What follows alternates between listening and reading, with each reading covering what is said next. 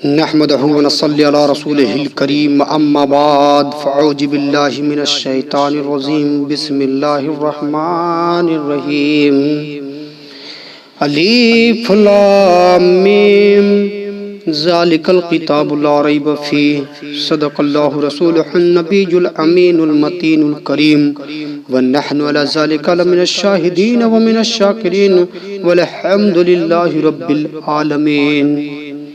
بعد توحید کے متوالو شمع رسالت کے پروانوں، غوث خواجہ کے دیوانوں، اولیاء امت کے جانشاروں، میں نے قرآن مقدس کی جس آیتوں کا پڑھنے کا شرف حاصل کیا ہوں، یہ بہت ہی معتبر اور معروف آیتیں ہیں۔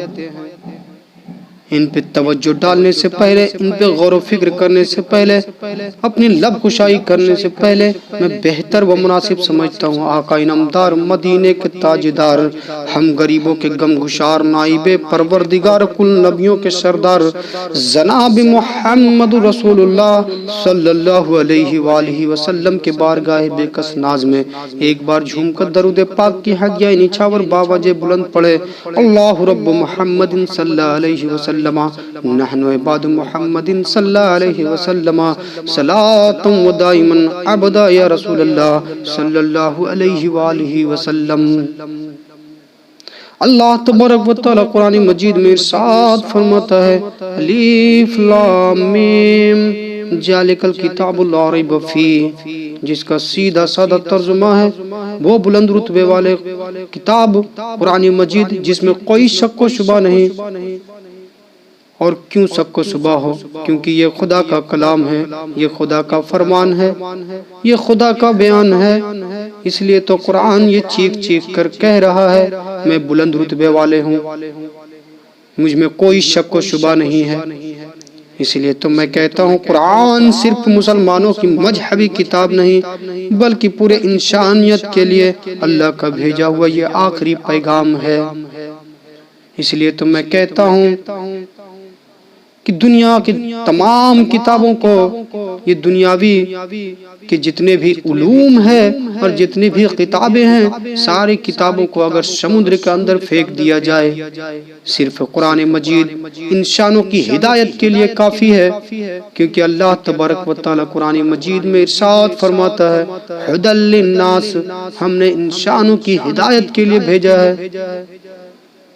اس لیے تو میں کہتا ہوں قرآن کو جب بھی پڑھے تو ثواب کی نیت سے نہ پڑھے، بلکہ قرآن کو جب بھی پڑھے تو خدا کا فرمان سمجھ کر پڑھے، خدا کا کلام سمجھ کر پڑھے کہ خدا ہمارے لیے کیا کہہ رہا ہے اور ہم کیا کر رہے ہیں۔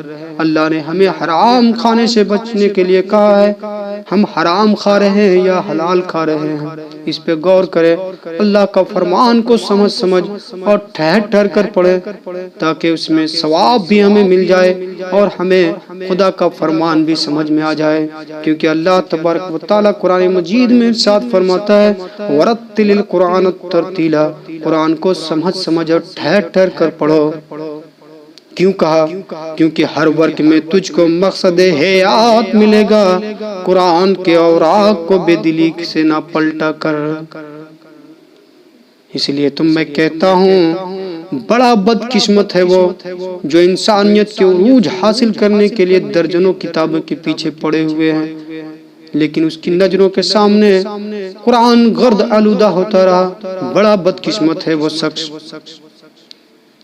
اس لیے میں کہتا ہوں اپنے بچوں کو چاند پہ قدم رکھنے والوں کی قصے مت سناؤ، بلکہ چاند کو اپنی انگلیوں کے اشارے سے دو ٹکڑے کرنے والے جناب محمد رسول اللہ صلی اللہ علیہ وآلہ وسلم کا پیروی کرنا سکھا دو، تاکہ اسے دنیا کی حقیقت بھی پتہ چل سکے اور آخرت کی حقیقت بھی پتہ چل سکے۔ میرے مسلمان بھائیوں، بڑا افسوس ہوتا ہے تم کس راستے پر چل رہے ہو، اپنے مذہب کو چھوڑ کر، اپنے کتابوں کو چھوڑ کر تم کہیں اور گم ہو گئے ہو۔ گوگل میپ یہ دنیاوی راستے دکھانے کا دعویٰ کرتا ہے، لیکن ہدایت کا راستہ اور جنت کا راستہ صرف قرآن ہی دکھا سکتا ہے۔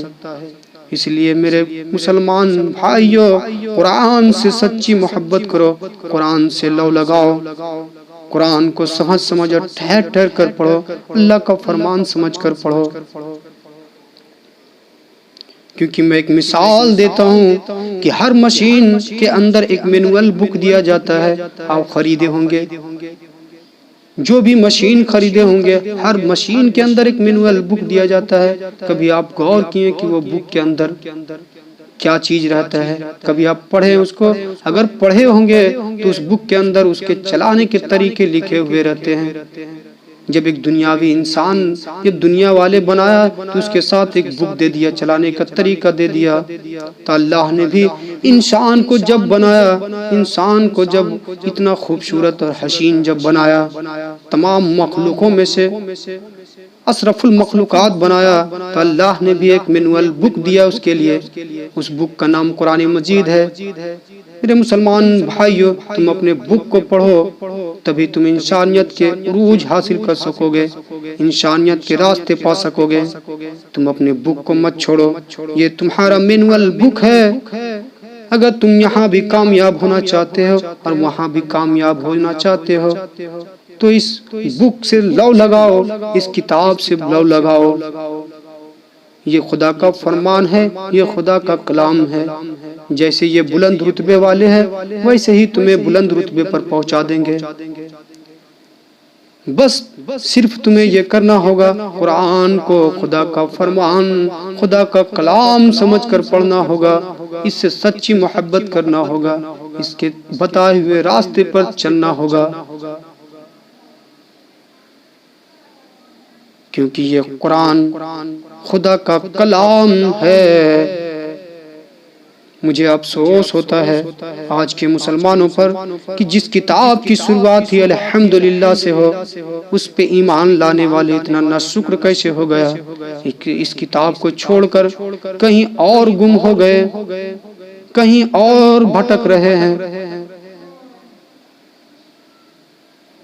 میرے مسلمان بھائیو، تمہیں بھٹکنے کی ضرورت نہیں ہے، تمہارے پاس خدا کا کلام ہے، تم اسے سمجھ سمجھ اور ٹھہر ٹھہر کر پڑھ لو، تمہارے لیے ہر مقصد حیات مل جائے گا، تمہارے دلوں کو سکون مل جائے گا۔ اگر تم سکون کی تلاش میں ہو تو قرآن میں ڈھونڈو کہ تمہارے دل کی بے چینی کیا ہے، تمہارے دل میں تڑپ کیا ہے۔ ہر چیز قرآن میں موجود ہے، بشرطے کہ تم قرآن سے سچی محبت کرو۔ میں انہی سب باتوں کے ساتھ میں اپنے گفتگو کو سمیٹ رہا ہوں۔ وما علینا الا البلاغ۔